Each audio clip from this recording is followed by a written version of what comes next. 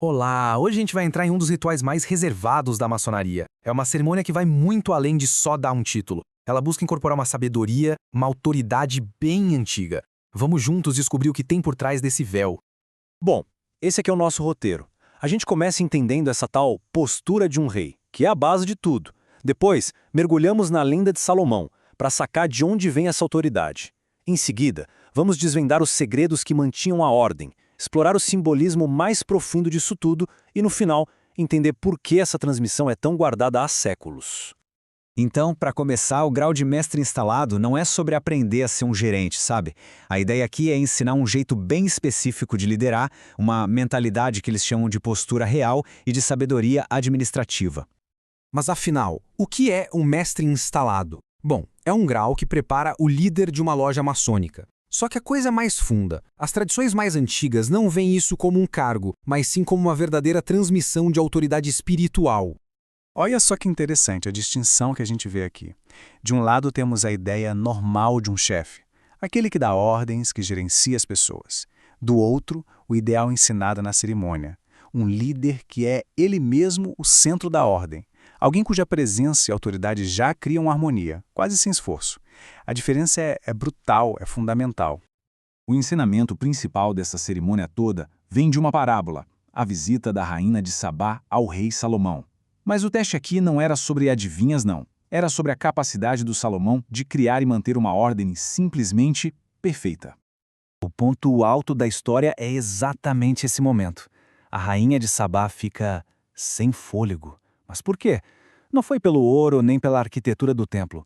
Foi quando ela viu a disciplina impecável, o comportamento harmônico de milhares de trabalhadores. Era como uma máquina humana funcionando em sincronia perfeita. E isso nos leva a um conceito central, a logística espiritual. A genialidade de Salomão, segundo essa lenda, não estava na riqueza dele, mas nesse sistema invisível, sabe? Nessa hierarquia perfeita que ele criou, onde cada pessoa sabia seu lugar e sua função, sem precisar que alguém ficasse gritando ordens o tempo todo.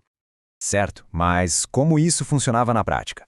Como é que Salomão conseguia gerenciar tanta gente com essa precisão toda?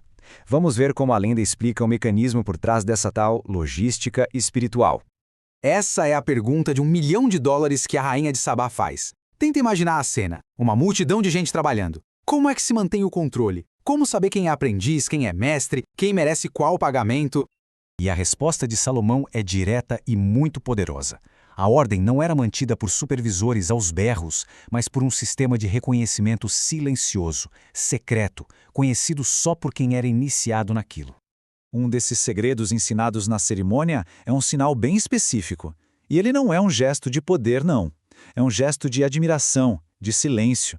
Ele simboliza a reação da própria rainha, aquele momento em que a ordem perfeita causa um respeito tão profundo que deixa a pessoa sem fôlego.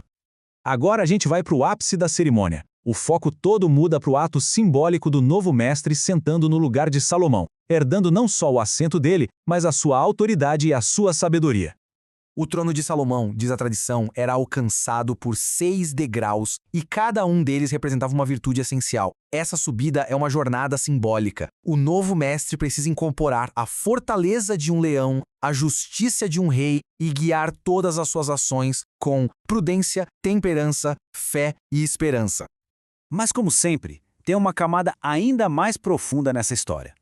Para a tradição esotérica, principalmente para a Cabala, o encontro de Salomão e Sabá é muito mais do que um evento histórico, é um evento cósmico.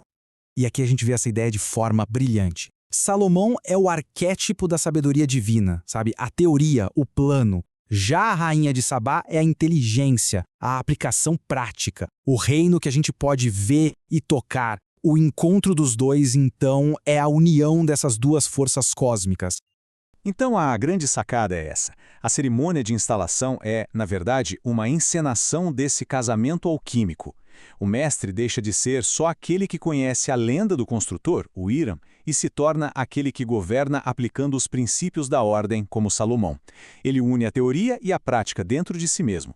E para fechar, por que essa cerimônia e essa história são guardadas com tanto cuidado por algumas tradições maçônicas, os chamados antigos? O que faz dela algo tão essencial para eles?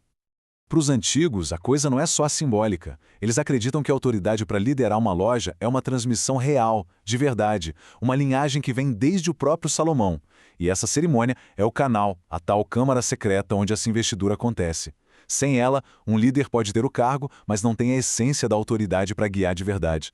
Isso tudo nos deixa com uma última reflexão. Se a verdadeira autoridade não vem de um título, nem de uma eleição, mas sim de uma transmissão interna, secreta, como é que ela se mostra para o mundo? E mais importante, como é que a gente pode reconhecê-la? Uma pergunta que vai muito além da maçonaria, né? E toca na própria natureza da liderança, do legado e do conhecimento oculto.